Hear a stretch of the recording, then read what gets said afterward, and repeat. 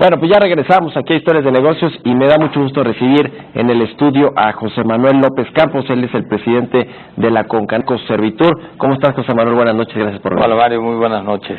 Pues tantas cosas de qué platicar, de lo que está sucediendo con México, con el país, pero ¿qué te parece si empezamos con un balance de cómo se va a cerrar o está cerrando este 2019 en términos pues del sector comercio, del sector servicios, que es mucho de lo que engloba y agrupa la Concanaco Servitur? Bueno, de manera general ha sido un año complicado para todos, ha sido un año de grandes cambios, muchas transformaciones, y en función de eso ha habido muchos ajustes que han tomado tiempo de asimilarse y que han generado una desaceleración económica que en el último trimestre fue prácticamente una tonía más que una desaceleración. Sin embargo, dentro de los sectores de la economía, el sector terciario, que es donde está el comercio, los servicios y turismo, fue el que menos resintió esa disminución, y quiero decirte que en el último bimestre pues ha tenido una recuperación, pero que es estacional, año con año sucede. Arrancamos con los días de muertos, después el Buen Fin, y ahora estamos en la temporada decembrina y cerramos con las festividades de fin de año, lo que nos permite pensar que por lo menos en el sector terciario terminaremos con números positivos, no muy halagadores, pero al fin y al cabo esto ya también se vuelve un cambio en el punto de inflexión en la gráfica con lo que veníamos estacionalmente, y pensamos que para 2020 debemos de arrancar con mejores números.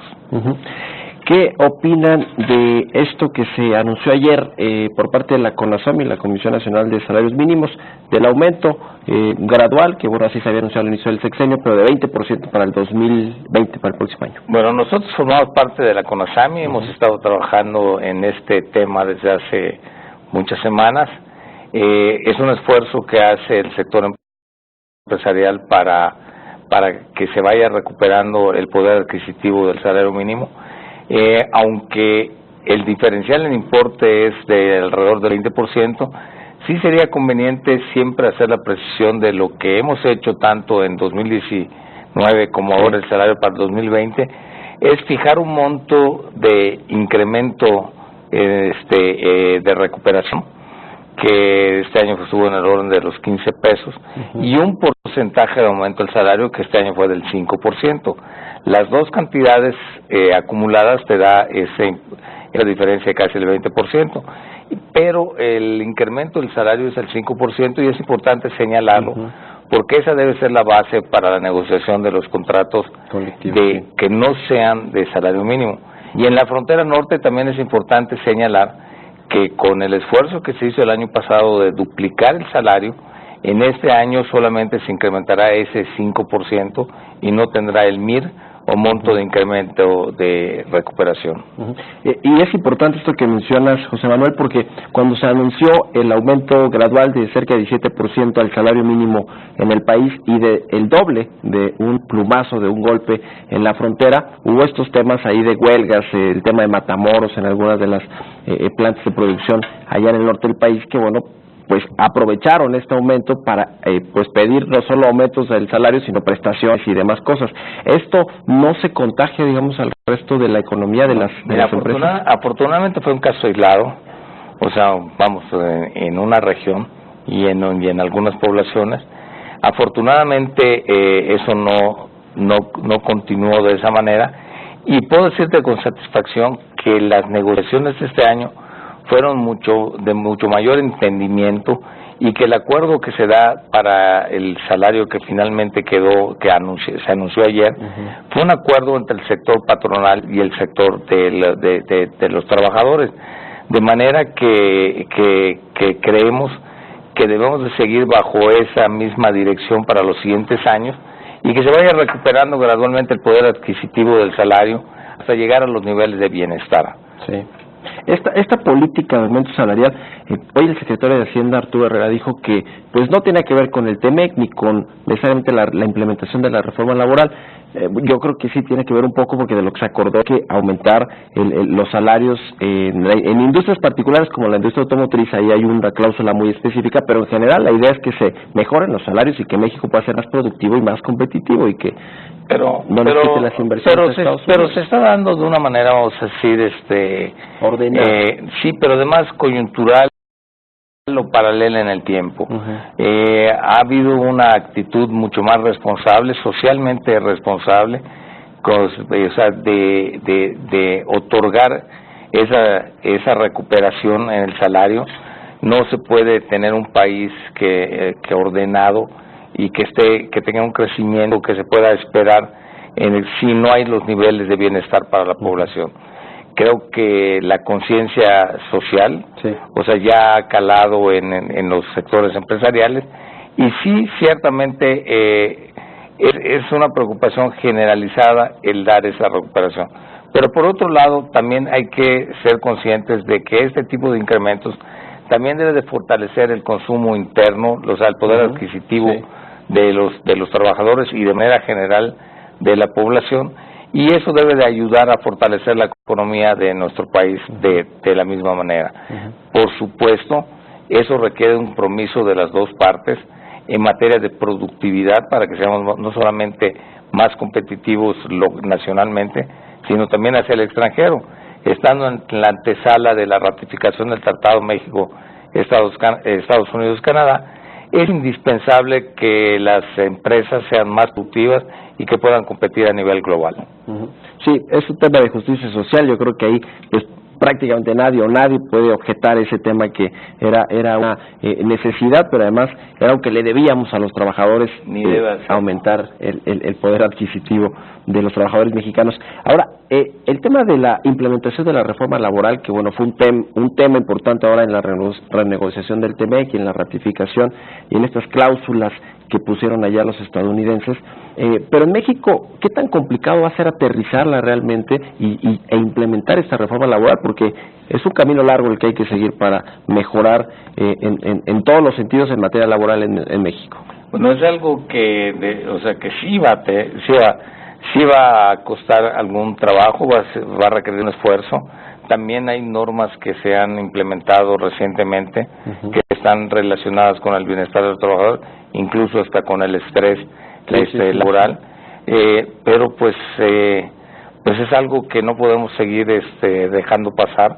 Es algo que se tiene que llevar a cabo, y que no solamente es necesario, pues estás viendo situaciones, o sea, críticas que han sucedido en los últimos días, incluso hasta a nivel escolar o universitario, de manera que tenemos todos que poner una parte en este asunto, porque a final de cuentas no solamente se trata de ser más productivos o de generar mayor riqueza, sino también tener un entorno armónico en el que se pueda convivir en paz, y que eso es el cimiento para la seguridad y la tranquilidad de un país.